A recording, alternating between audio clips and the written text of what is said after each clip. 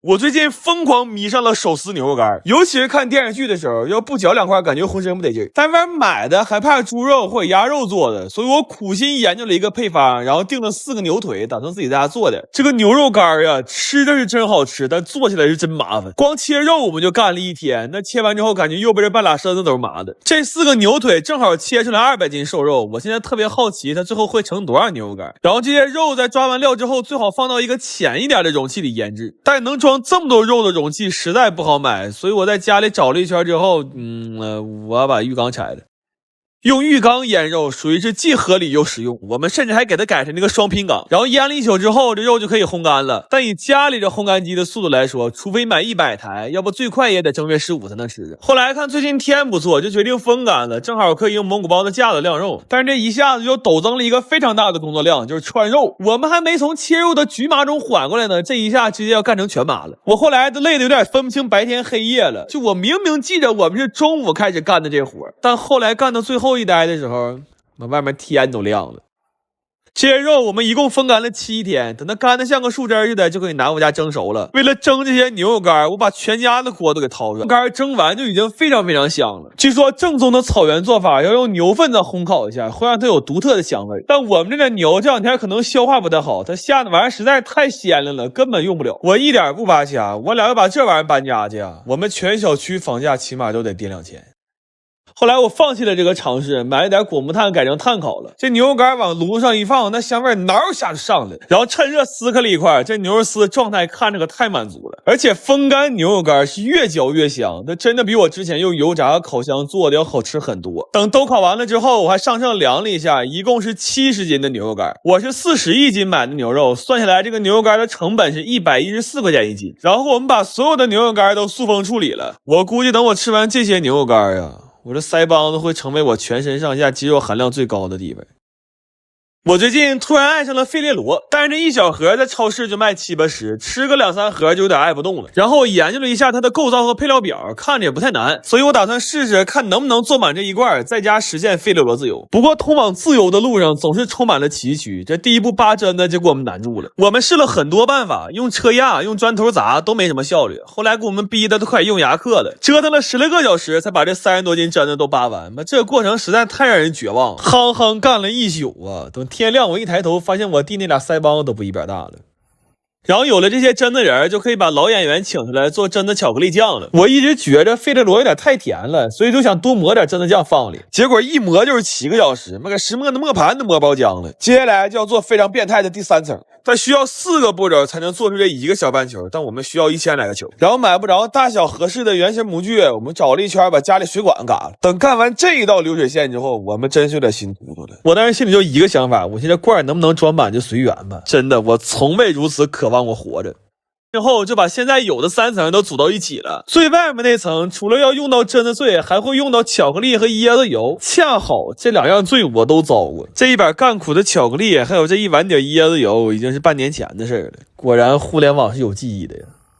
完了裹最外层的时候，我去偷点懒，就买了好多药丸盒当模具，但是脱模之后发现给巧克力做成大力丸了。后来到底还一个一个手动干，再拿到外面冷藏一下，这自制费列罗就算完成了。掰开一个看了看，这个流心状态还是挺好的。然后对比了一下，在外观来讲，我们做的和原版还是有区别的，当然口味和口感是非常相近的，甚至我认为自己在家做的还会更香一点，成本也省了好多。自己在家做合到最后是1块2一个，但前提是得能熬5天大夜。不过唯一的不同是我们自己做这个巧克力需要有一个门槛，就是得会竖刺儿，因为吃的时候总能听着嘎嘣一声。后来发现吐出来了少许榛子壳。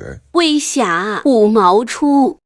我最近特别想吃猪肉脯但是我看外卖的好多配料表上都有鸡肉，而且含量是未知的。再一个，肉脯都是肉泥做的嘛，我还怕他们用的都是边角料，所以我跟人拼了1头半的猪回来。我想看看这100%猪肉含量的猪肉脯在家做成本是多少钱1斤。然后我研究了一下市面这些产品，我发现最优质的猪肉脯应该都是用肉片做的，而且工序非常复杂。我们研究了2天才整明白怎么在不加淀粉和食用胶的情况下，把这些小肉片最后能烤成一整张大肉片。这中间试错了无数回呀，有一单因为风干时间太长了，烤完吃一口差点没给牙崩掉了。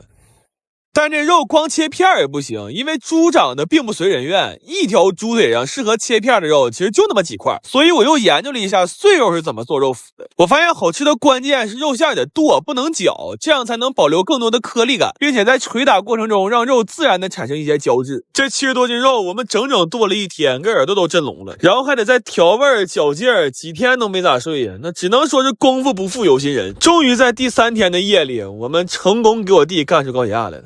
需要给它擀成整张的形状再烤，但是最经典的金钱币形状我们没买到模具，就又嘎了一根家里的水管。不过这纯手工的金钱币效率实在是太慢了，我们拍了一宿才拍了300多个，给我拍的直恍惚。我寻思这不经典款吗？怎么干出一种限量款的感觉呢？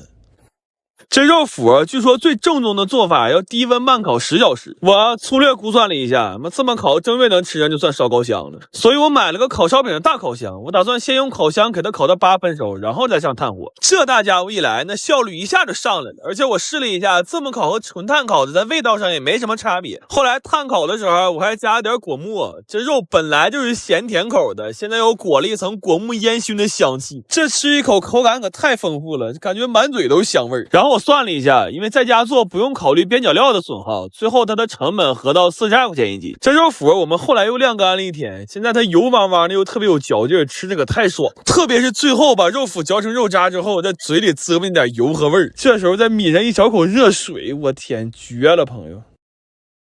我前2天看了个讲广东脆皮烧鹅的纪录片，那油滴来的时候都给我馋完了。然后我搜了一圈，发现现在满大街只有羊，也没有烧鹅可以吃，所以我托人买了个老广的烧鹅配方，我打算试试这玩意在家能不能做。然后我还买了几只专门做烧鹅的黑棕鹅，但现在物流太慢了，我就寻思先抓2只东北大鹅在家试烤一下。不过我发现了，能苟到现在还没被抓的鹅，那都绝非等闲之鹅。我们换了2个屯子，跟鹅扑腾了一整天，到最后愣是1只鹅都没抓着，完了还给腰子卡坏了。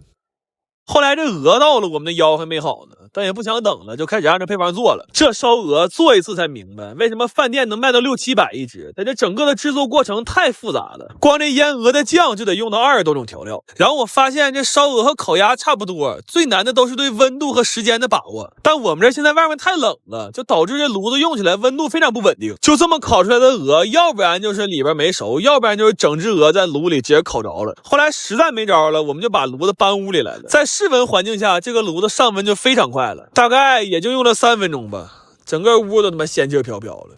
吃完饭再下鹅的时候，我们就非常谨慎了。而且我看纪录片里讲说，脆皮烧鹅最重要的灵魂是一碟酸梅酱，但是这个季节它买不到新鲜的青梅啊。后来我纠结了一下，我到底还是把我们家这个爹请出来了。这酸梅酱熬完之后，现在多少还带了点酒香。然后这些鹅现在烧的也非常好了，就无论从颜色还是饱满度上来讲，看着还真有点饭店的感觉。尤其是剁鹅的时候，这油汪汪的一块一块，看着可太爽了。我从来没敢想过，居然有一天能在家吃上一只冒着热气的脆皮烧鹅。不过就是过程不太顺利，我们吃上这顿饭的时候，其实都是第4天晚上了。然后趁热还给邻居送了几只过去。等吃完饭之后，我把这2天做失败的鹅都给剁了，主要也懒得重新烤了，就都让我炖酸菜了。我是真没想到这烧鹅炖酸菜居然能这么好吃，就是我们真的都已经吃得非常饱了，但是实在是没忍住，一人又干了1大碗米饭。后来撑的凌晨3点还没睡着呢，就坐床上打嗝啊。